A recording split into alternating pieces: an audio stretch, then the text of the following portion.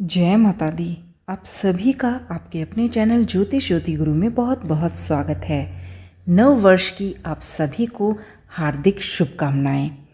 यदि आपका जन्म 21 मार्च से 19 अप्रैल के बीच हुआ है तो सूर्य राशि के अनुसार आपकी राशि मेष होती है, और अगर चंद्र कुंडली के अनुसार देखें तो नाम के अनुसार ए, आ, चू, चे, चो, ला, ली, लू, ले, लो, ये अक्षर जो हैं वो आपकी मेष राशि से ही संबंधित हैं।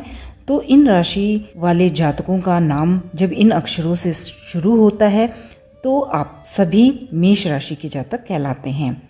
दोनों के ही अनुसार कैसा रहने वाला है आपका वर्ष 2025, इसके बारे में इस वीडियो में हम संपूर्ण जानकारी प्राप्त करेंगे।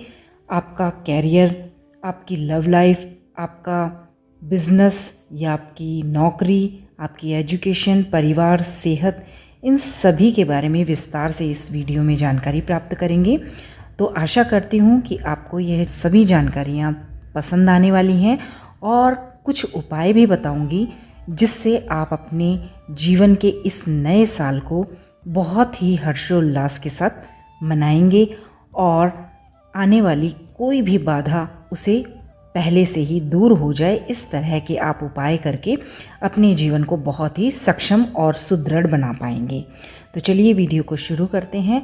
और आपसे वीडियो शुरू करने से पहले निवेदन करना चाहूँगी कि चैनल पर पहली बार आए हों तो चैनल को सब्सक्राइब करें, वीडियोज़ को लाइक, शेयर और ज़्यादा से ज़्यादा लोगों तक पहुँचाएँ ताकि वे भी इस वीडियो का लाभ उठा पाएँ। और जितनी ज़्यादा वीडियो बढ़ेगी उनसे ज़्यादा से ज़्यादा लोगों को फ़ायदा पहुँचेगा। तो चलिए वीडियो को आगे बढ़ाते हैं और जान लेते हैं कि मेष राशि के सभी जातकों का साल 2025 कैरियर और उनके नौकरी के, एक तरह से बिजनेस, नौकरी या जो भी वो काम धंधा करते हैं उस हिसाब से 2025 कैसा रहेगा। तो साल 2025 में 29 मार्च 2025 तक आपके नौकरी अगर आप करते हैं तो आपके नौकरी के हालात बेहतर रहेंगे शनि की 7.5 के कारण, लेकिन आपको थोड़ा सतर्क रहना होगा। यदि आप इस समय पर हर शनिवार को छायादान करते हैं और नियमित रूप से रोज़ हनुमान चालीसा पढ़ते हैं तो नौकरी में आपका सितारा बुलंदी पर चमकेगा।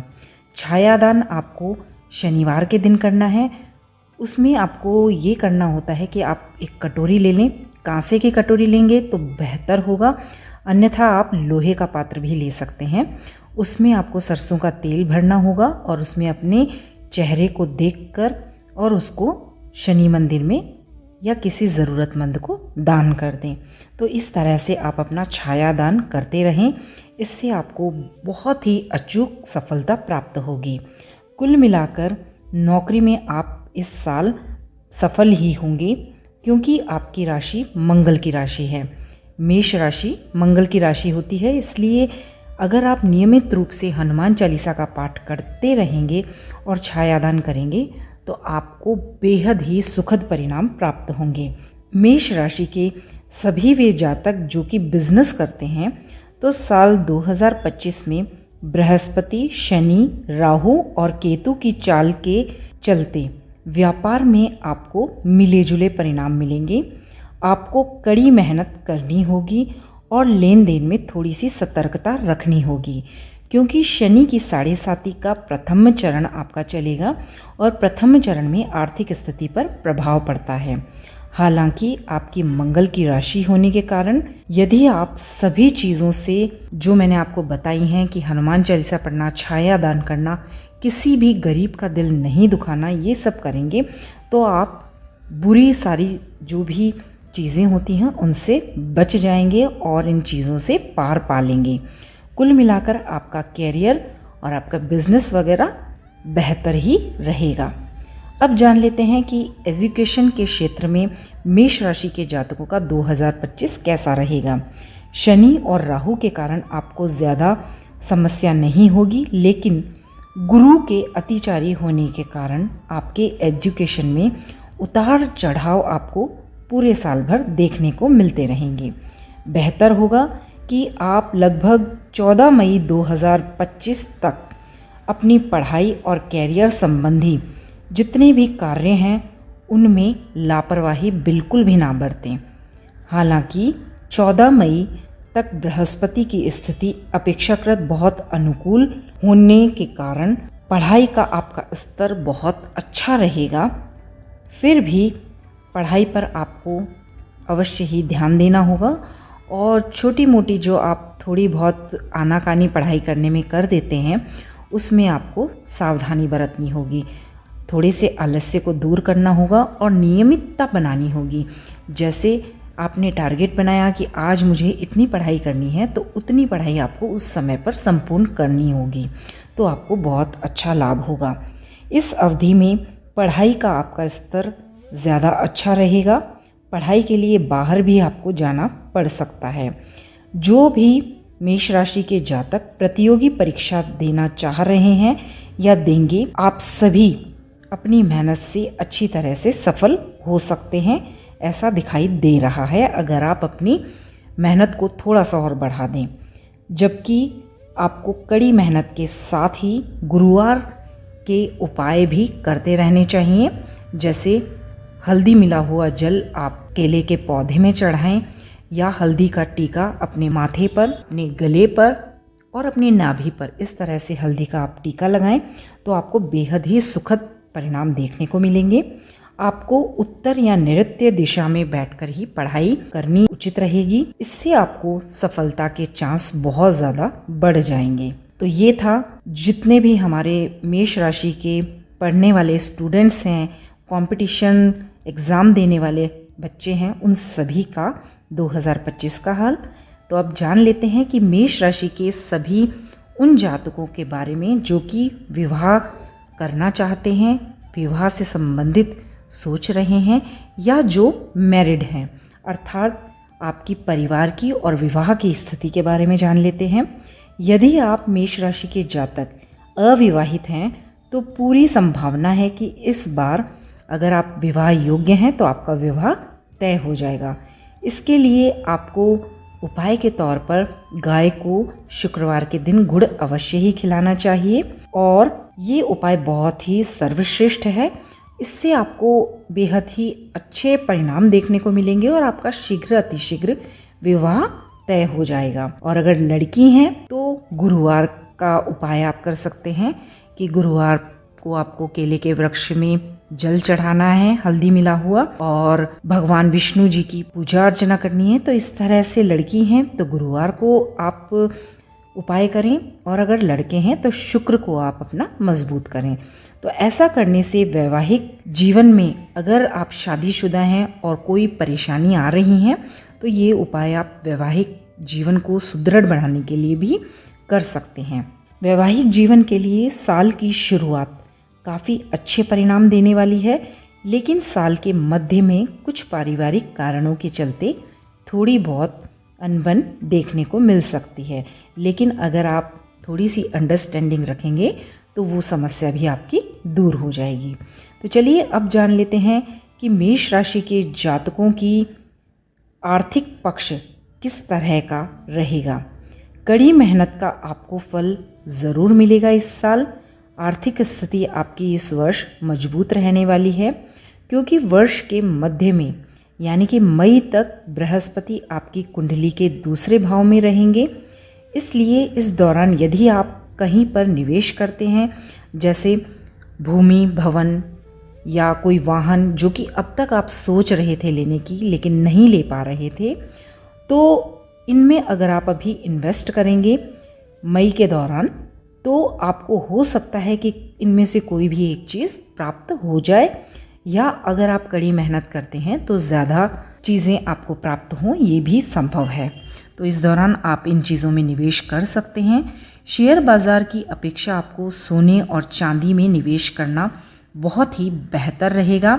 शेयर बाज़ार में निवेश के मामले में ये साल थोड़ा सा औसत रहेगा। तो इस तरह से आपकी आर्थिक स्थिति 2025 में रहने वाली है। अब जान लेते हैं कि मेष राशि के जातकों की सेहत साल 2025 में कैसी रहेगी। सेहत की अगर हम बात करें तो वर्ष 2025 में मेष राशि वालों के लिए सेहत का पलड़ा थोड़ा औसत ही रहने वाला है। मार्च तक शनि की अच्छी गति के चलते सेहत अच्छी रहेगी। इसके बाद में क्योंकि आपकी राशि में शनि की 7.5 स्टार्ट हो जाएगी, तो 7.5 का प्रभाव आपकी सेहत को थोड़ा सा बिगाड़ सकता है। पेट संबंधी रोग के साथ ही जोड़ों और हड्डियों से जुड़ी हुई समस्याएं भी आपको हो सकती हैं। राहु और शनि की गति अनावश्यक आपको टेंशन, तनाव, इस तरीके की परिस्थितियां दे सकती हैं। जीवन में परिश्रम और भागदौड़ बढ़ जाएगी। बेहतर होगा कि आप इस समय पर अपने खान पान पर ध्यान देकर सेहत का थोड़ा ध्यान रखें। तो अभी से ही आप योग और ध्यान का सहारा लें ताकि आपका स्वास्थ्य ठीक रहे। किसी तरह की कोई भी परेशानी अगर आए भी तो आप उसको बहुत ही सहजता से दूर कर पाएँ, उससे डील कर पाएँ। तो इस तरह का आपका कुछ साल 2025 रहने वाला है। तो चलिए अब हम जान लेते हैं कि साल 2025 को और अच्छा आप किस तरह बनाएं। तो इसके लिए आपको कुछ छोटे छोटे मैं उपाय बता देती हूँ, आप उन्हें नोट कर लें और अपनी दिनचर्या में पूरे साल भर उन उपायों को ज़रूर करें। तो इससे आपका साल 2025 और भी अधिक बेहतर बन जाएगा। तो इसके लिए आपको करना क्या है, आपको प्रतिदिन हनुमान चालीसा तो पढ़नी ही है। ये तो आप नियम बना ही लें। शुद्ध अवस्था अपनी रखकर नहा धोकर आप नियमित रूप से हनुमान चालीसा का पाठ करें। और अगर किसी दिन तबीयत खराब होती भी है तो उस दिन आप अपने वस्त्र चेंज कर लें, हाथ मुंह को अच्छी तरह से धो लें और उसके बाद आप हनुमान चालीसा का पाठ कर लें। तो इस तरह से आप अपनी पूरे साल भर हनुमान चालीसा को नियमित रखें। और जो भी स्त्रियां हैं वे जब 7 दिन का उनका पीरियड हो उस समय पर हनुमान चालीसा ना पढ़ें। तो इस तरह से शुद्धता का ध्यान रखते हुए और परिस्थितियों को देखते हुए आप हनुमान चालीसा का पाठ करें। हो सके तो नियमित रूप से एक ही समय पर हनुमान चालीसा का पाठ करें। जैसे सुबह आप कर रहे हैं तो सुबह ही करें, शाम को कर रहे हैं तो शाम को करें। तो इस तरह से, और कभी अगर सुबह ना कर पाएँ, ध्यान ना रहे तो शाम को ज़रूर करें, छोड़े नहीं। लेकिन एक समय पर नियमितता से करेंगे तो उसका ज़्यादा फल प्राप्त होगा। और शनिवार को सुंदरकांड का पाठ भी अवश्य ही करें। गुरुवार का हो सके तो उपवास रखें। प्रत्येक गुरुवार को मंदिर में हो सके तो लड्डू चढ़ा दें। मंदिर ना जा पाएँ तो घर के मंदिर में अर्पित कर दें। अपनी कुल देवी की पूजा अर्चना अवश्य ही करें। कन्याओं को भोजन करवाएं समय समय पर। और शनि के जितने भी मंदे कार्य हैं वे बिल्कुल भी ना करें। मंदे कार्य मतलब जो भी शनि देव को पसंद नहीं आते। जैसे शनि देव को पसंद नहीं आता कि जैसे कर्मचारी हैं, स्वीपर हैं या काम वाली बाई हैं, इनके साथ दुर्व्यवहार बिल्कुल भी ना करें। दूसरा, शराब बिल्कुल ना पिएं। मांस, मदिरा, ये जो चीज़ें हैं, जुआ खेलना, ये बिल्कुल भी इन चीज़ों का सेवन, इन चीज़ों को, गंदी चीज़ों को बिल्कुल नहीं करना है। क्योंकि शनिदेव इन चीज़ों से बहुत ही क्रोधित होते हैं और इनका बुरा प्रभाव वैसे भी हमारे जीवन पर पड़ता है। तो जब शनि की 7.5 चलेगी तो बिल्कुल इन चीज़ों का ध्यान रखना है आपको और इनसे दूर रहना है। पराई स्त्रियों पर गलत नज़र नहीं रखनी है, इन चीज़ों से भी परहेज रखना है। तो अगर आप ऐसा करेंगे तो आपके ऊपर शनि की 7.5 होते हुए भी आपके ऊपर उनका बुरा प्रभाव नहीं पड़ेगा। ज़्यादा से ज़्यादा इस समय पर आप अच्छे से अच्छे कार्य करें, दूसरों की मदद करें। जो भी ज़रूरतमंद हैं, चाहे आप पैसे से नहीं कर पाएँ, मानसिक रूप से कर पाएँ, मतलब आप मदद करें। जितना आप लोगों की मदद करेंगे शनि देव के उतने ही अच्छे प्रभाव पड़ेंगे और शनि देव की 7.5 में आपको 7.5 होते हुए भी आपको फ़ायदा ही मिलेगा। आपका लकी नंबर 9 है और आपका लकी रत्न मूंगा होता है। लकी कलर आपका बात करें तो नारंगी होता है।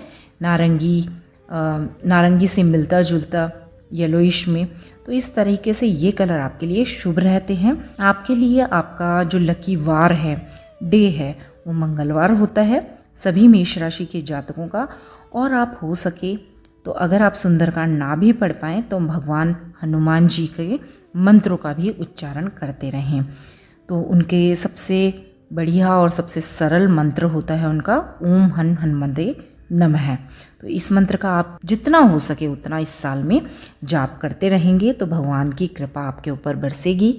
आपका यह वर्ष साल 2025 बहुत ही मंगलमय व्यतीत हो, इसी मंगल कामना के साथ आपसे विदा लेती हूँ और मिलते हैं नई वीडियो में नई जानकारी के साथ। आप सभी का नव वर्ष बहुत ही मंगलमय गुजरे, भगवान की असीम कृपा बने, नई ऊंचाइयों को आप छुएं, इसी मंगल कामना के साथ मिलते हैं आपसे नई वीडियो में नई जानकारी के साथ। तब तक आप सभी का बहुत बहुत धन्यवाद। नमस्कार। जय माता दी।